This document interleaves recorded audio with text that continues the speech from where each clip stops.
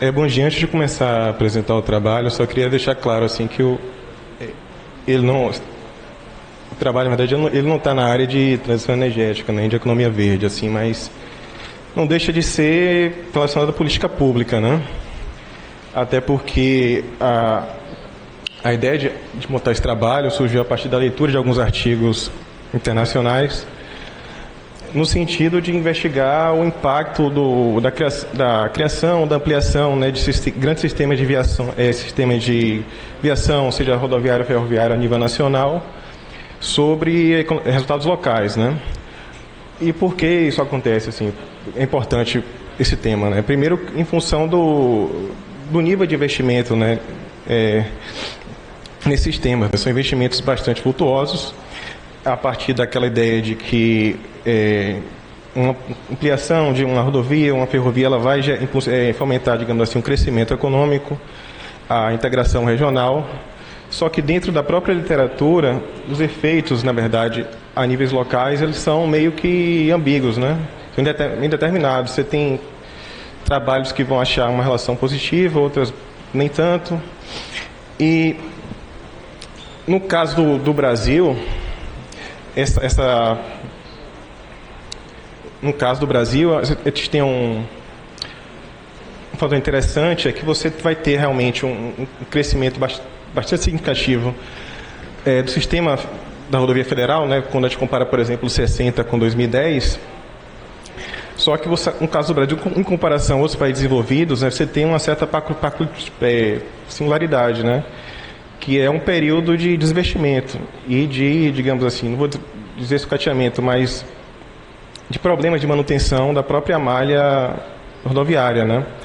E isso vai ser realmente muito importante para a gente identificar, né, alguns tipos de resultados. Então, embora exista uma discussão assim já não necessariamente nova, né, de como a gente vai trabalhar com diferenciais de transportes no sistema econômico, eu vou focar realmente só nesse modelo do Costa e de Thyssen, recente, que eu usei ele como um tipo de base assim para trabalhar esse problema para a questão brasileira, né? Basicamente, os autores eles vão desenvolver um modelo onde você vai ter um indivíduo representativo maximizando a utilidade Cobb Douglas, e da mesma forma você vai ter uma firma maximizando o lucro a partir de algumas premissas, como, por exemplo, a localização fixa dos indivíduos, a equalização salarial, uma série de outras questões que, no final, a gente vai encontrar uma variável referente à parcela de firmas em uma região né? Essa parcela de firmas, por exemplo, ela vai ser determinada por alguns fatores, como, por exemplo, uma taxa de transportabilidade, né? A partir dessa taxa de transportabilidade, a gente vai identificar, na verdade, uma variável eta, e a partir dela a gente vai identificar as características do sistema viário, né? Se ele vai gerar economias ou deseconomias de longo curso. E qual seria a diferença, né? É que, por exemplo, nas deseconomias, ela basicamente segue a abordagem tradicional do custo de transporte iceberg, né, onde quanto mais distante o trajeto, proporcionalmente ele vai ficando mais custoso, né? Já com as economias, você vai ter sistemas de transporte tão eficientes que quanto mais longo o trajeto, proporcionalmente ele vai ficando mais curto em termos de tempo, porque o próprio tempo de embarque e desembarque no sistema ele é dissolvido, né, em todo a quilometragem, né? E nesse sentido a gente obviamente vai ter, digamos assim, a gente pode pensar um sistema, né, onde você vai ter economias grandes, né, grandes, né, e economias pequenas, né, que, por exemplo, elas vão estar entre, digamos assim, essas duas economias que vão acabar recebendo uma ligação ferroviária ou rodoviária, né? E o efeito sobre esses municípios intermediários pequenos, ele vai ser determinado pelas características, no caso, da ferrovia, da rodovia, né? Se ela vai acabar tendo economia ou deseconomias, né? E aí você vai ter uma combinação de forças, né? Do efeito Hubble, do efeito de de ligação ou do mercado doméstico, né? E, obviamente, quando você tem deseconomias, a expectativa é que esse resultado seja até positivo, né, para um município pequeno, só que ele precisa passar por um certo limite, né, inferior de tamanho, né? Para o caso das economias, você vai ter um sentido oposto, né? Ou seja, se você tiver um transporte muito eficiente, digamos assim, né, ele pode ser até prejudicial ao município que de ligação, né? Porque a vantagem dele, né, de minimizar o custo entre os dois centros é praticamente ceifada, né? Então, como é que a gente vai tratar a questão brasileira, né? A gente vai identificar primeiro a característica do transporte rodoviário a partir de uma equação simples, né, já utilizada em outros artigos, onde a gente vai identificar, na verdade, o valor desse parâmetro, né? No caso das rodovias brasileiras, a minha intenção inicial era explorar todos os trechos, né, fazer todas as combinações e usando a malha que está disponível no site do Ministério, né, você teria a rodovia federal, pelo menos em agosto de 2022, teria 52 mil trechos e no final você teria uma combinação de mais de quase 23 milhões de trajetos, né? Obviamente não existe tempo... informações sobre o tempo de deslocamento e a minha intenção inicialmente era estimar isso pelo serviço do Google, né? Só que o Google, ele praticamente o serviço API dele é um serviço pago e até você tem um limite de solicitações, né? E de forma que isso se torna inviável. A alternativa assim, que eu encontrei foi utilizar a pesquisa de regiões de influências do IBGE, porque nessa pesquisa você tem lá uma planilha sobre as ligações de municípios via transporte coletivo, né? Aí eu fiz uma filtragem onde eu só peguei aqueles trajetos onde, pelo menos, tanto a origem quanto o destino tinham acesso direto a uma rodovia federal, de forma em que, pelo menos, se não totalmente, parte do trajeto seria em uma rodovia federal, né? E o que a gente descobre é que, ao contrário de outros países desenvolvidos, né, onde você vai encontrar valores até similares em termos de magnitude, mas valores positivos, aqui no caso do Brasil a gente encontra valores negativos, né? Ou seja, muito provavelmente, para esses municípios periféricos, né, ou rurais, estar conectado a uma rodovia federal vai ser algo positivo no sentido de aumentar ou diminuir sua economia em termos da proporção, né, em nível proporcional à economia total, né? Então, como é que vai ser estimado? Basicamente, eu vou utilizar uma estimação quase que padrão, sendo que a variável dependente vai ser a variação do log, no caso das participações. E é importante também lembrar que essas transformações, né, elas não ocorrem de forma homogênea na economia como um todo, né? A economia comporta diferentes atividades e, obviamente, esses efeitos eles vão ser diferentes em diferentes setores, né? E como o efeito direto da criação desse sistema é a diminuição do custo de transporte, eu vou também utilizar um procedimento que foi utilizado recentemente num artigo da Itália, né, em 2015, para identificar se esses impactos eles vão ser mais intensos ou mais intensos ou menos intensos naqueles setores que dependem mais de transporte. E para fazer isso, obviamente, eu vou ter que recorrer ao instrumental de insumo produto. Mais à frente eu vou acabar explicando, né? Obviamente eu vou utilizar tanto cross-sections como painel, só que a questão do painel é um pouco complicada, porque esses efeitos não são imediatos, né? Eles demoram um certo tempo. Então, assim, a expectativa é que esses efeitos, em termos de magnitude, sejam menores em painel, mas se a gente encontrar um resultado positivo, de certa forma, e estatisticamente significante, a gente pode indicar uma robustez da nossa análise, né? Então, a variável dependente seria inicialmente cota de vínculos empregatícios e remuneração de trabalho. Por que remuneração de trabalho? Porque dentro do modelo, o salário é equalizado, né? Se todo mundo tem o mesmo salário, a remuneração de salário, na verdade, acaba sendo uma proxy da própria quantidade de emprego. E eu vou considerar somente os empregos daqueles indivíduos que estão disponíveis lá no microdado do censo demográfico, em atividades que são classificadas, né? Só que o censo de 60 eu não tenho o problema de identificação dos municípios, né? Então eu acabar tendo que tirar a década de 60 da análise, né? Que é ruim porque eu não vou necessariamente capturar todo o processo, né? Só a partir de 70 a 2010, mas porém fica um intervalo de 40 anos, eu posso fazer uma divisão também e fazer uma análise parcial, né, entre uma primeira etapa e segunda etapa, né? A variável de infraestrutura vai ser o acesso, né, a um trecho rodoviário federal, a um trecho da estação ferroviária, onde eu consegui tirar a partir da disponibilização de shapefiles, né? Na época do Ministério da Infraestrutura, não sei se está disponível agora, mas eu consegui através de e-mail enviado ao Ministério, né? Além disso, vou usar algumas variáveis geográficas que são padrão em estudos da área, né? Para capturar diferenças, algumas questões regionais. E, obviamente, em todos os casos, eu vou utilizar o uso de variáveis instrumentais, porque, por mais que, enfim, se você vai acabar tendo municípios que vão ser conectados de forma voluntária a esse sistema, né? Porque a ideia é que essas rodovias elas foram criadas para conectar grandes cidades e, enfim, polos industriais ou fronteiras, e no meio do caminho vai ter um município rural, né? Ou então periférico, que com características similares a outro município rural que vai acabar não sendo conectado. E aí você vai ter uma espécie de grupo de tratamento e controle.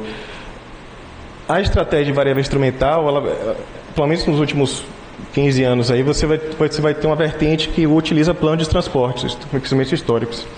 E vai ser o que eu vou utilizar, né? Aí, no caso, eu faço uma recapitalização, né, histórica dos planos de transportes. Eu não tenho todos aqui, mas pelo menos aqueles onde eu consegui, via decretos enfim, projetos de lei, eu conseguia uma lista dos pontos de passagem. A partir dos pontos de passagens, eu vou conseguir determinar, digamos assim, a distância de cada município a um ponto de passagem mais próximo, e se essa distância for inferior a um determinado limite, eu vou considerar que aquele município deveria receber, no caso, um benefício, né? E só uma observação é a questão do plano de 64, né?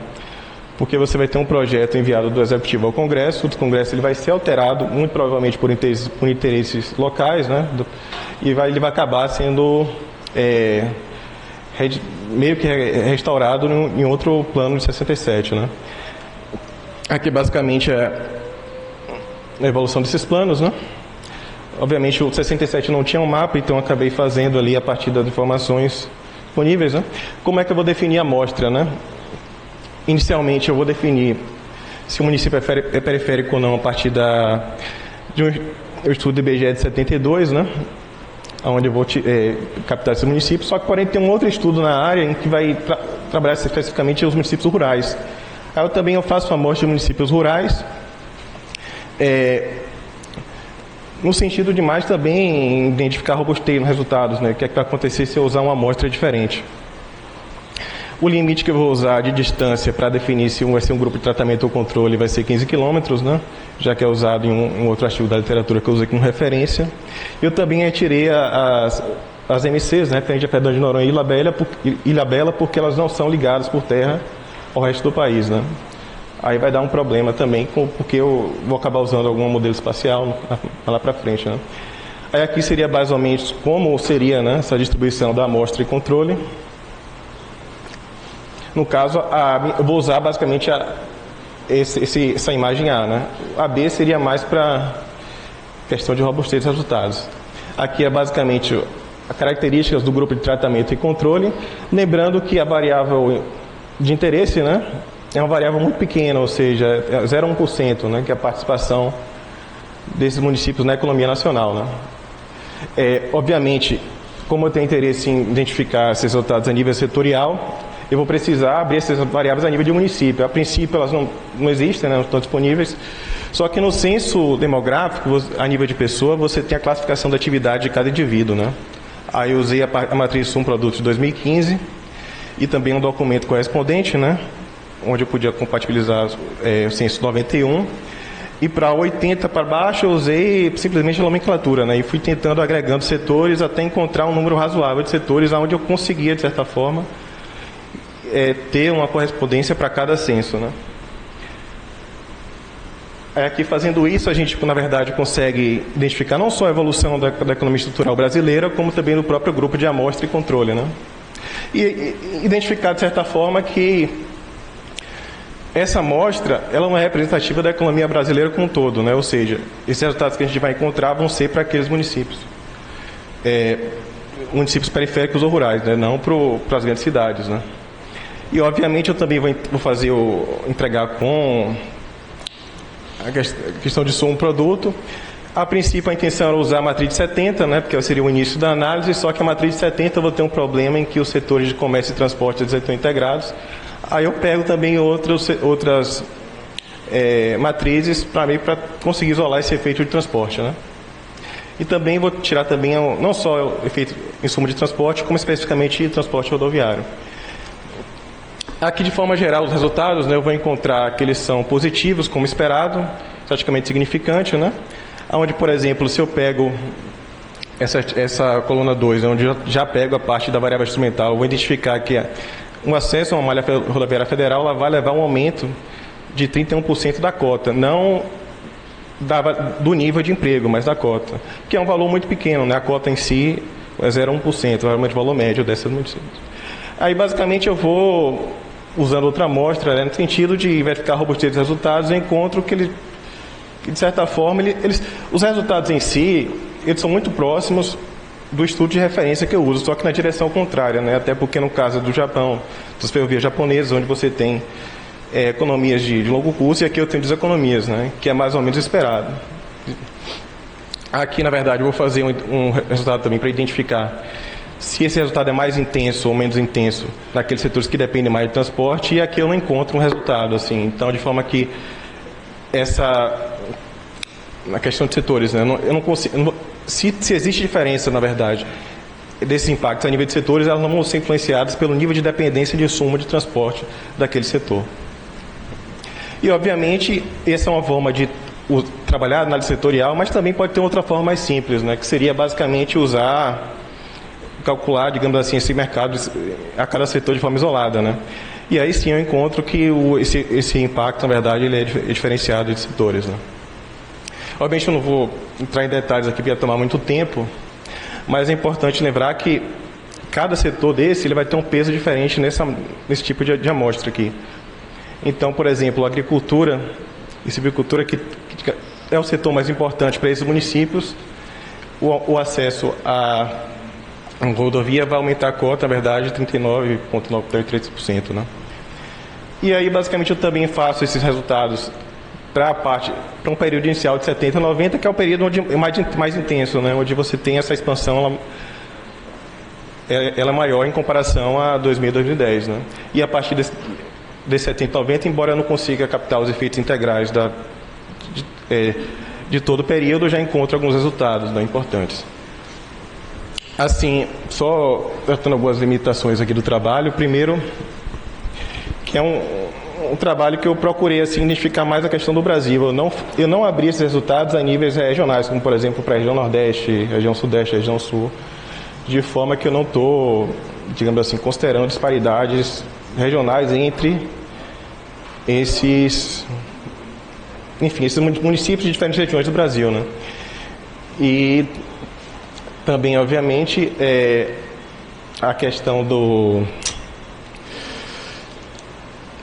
no caso da identificação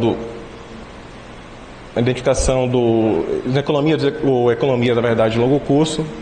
Eu tentei fazer, quando eu fui lá no Google, fui até olhar um orçamento assim, para ver como eu conseguia capturar, né, construir aquela base de dados, 23 milhões de observações, de algo na casa de milhões de dólares. Então, não tinha jeito, né? A solução foi realmente usar aquela pesquisa do IBGE, né? É basicamente assim, tem muita coisa que eu não falei, mas tentar assim de forma mais geral, mais ou menos isso aqui. Obrigado.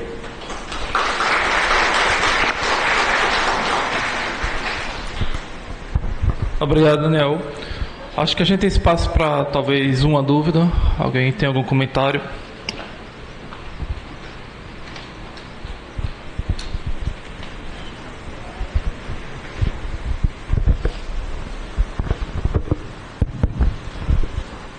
Mais uma vez, bom dia. Meu nome é Humberto. Ô, Rodrigo, rodovias federais. Eu gostaria de saber se já existe, no momento, algum estudo de melhora da manutenção das vias rodoviárias federais e estaduais, principalmente nos locais onde escoam a produção nacional e grande concentração de turismo, certo? Porque, do jeito que está aí, a cobrança, vamos dizer assim, a via rodoviária em péssimas condições, é uma cobrança exorbitante de pedágio. Então, eu gostaria de saber se existe um estudo, um planejamento, alguma política pública realmente efetiva nesse assunto aí de manutenção da via, das estradas e a cobrança exorbitante de pedágio. Se já existe um estudo no momento que melhore isso aí.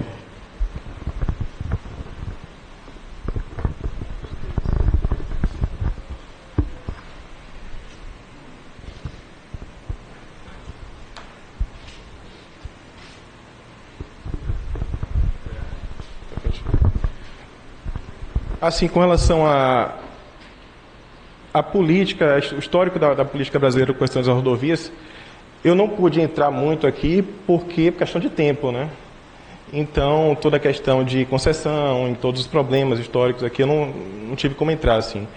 Com relação à questão da qualidade das rodovias, assim, é complicado eu trabalhar isso aqui em regressões, né, que basicamente foi o foco, porque eu preciso de dados, né? E eu tentei até fazer algum trabalho considerando somente rodovias pavimentadas, né? E a qualidade das rodovias. Só que não deu certo, assim, entendeu? Mas é algo assim que, pelo menos do escopo desse trabalho, assim, eu trato dessa questão da condução da política, mas não tem como trazer aqui para esse trabalho, senão ficaria muito longo, né?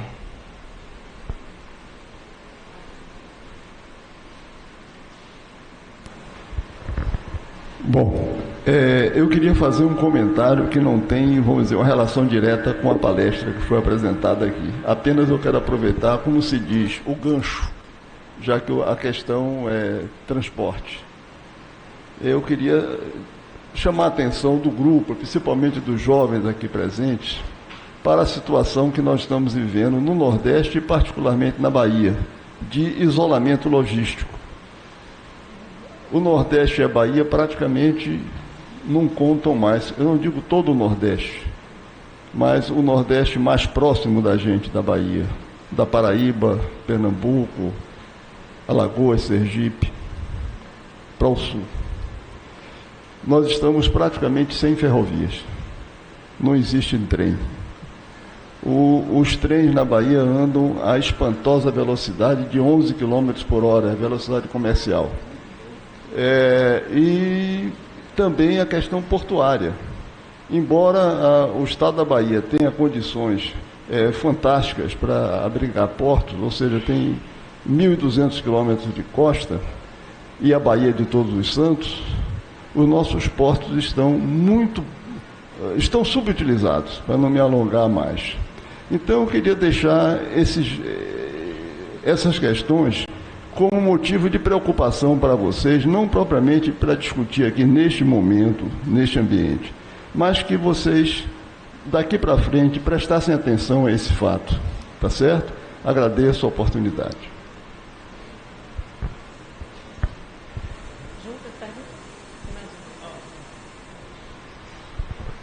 Opa, bom dia, Daniel. Minha pergunta, primeiro eu quero ter certeza que eu entendi o que você estava falando, porque era muito dados e tal, e eu não estava conseguindo entender muito bem.